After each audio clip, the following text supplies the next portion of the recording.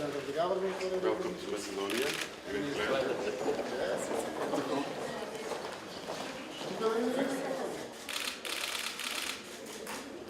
This is the difficult part, the photos.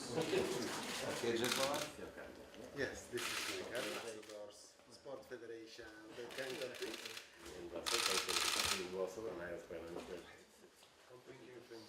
I want to inform you.